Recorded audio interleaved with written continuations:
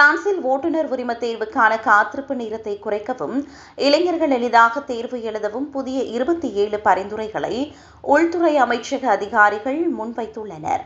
தற்போது 2வது முறை தேர்வு எழுத 76 நாட்கள் வரை காத்திருக்க வேண்டியுள்ளது. இந்த காத்திருப்பு நேரத்தை குறைப்பதன் மூலம் இளைஞர்களின் சுதந்திரமும் வேலைவாய்ப்பும் மேம்படும் என்று அரசு கருதுகிறது. புதிய பரிந்துரைகளில் மிக முக்கியமாக ஒரு நபர் 3வது முறையாக ஓட்டுநர் தேர்வு எழுதும் போது அவருக்கு 80 யூரோக்கள் அபராதம் அல்லது கட்டணம் விதிக்கப்படும் திட்டம் விவாதத்தில் உள்ளது.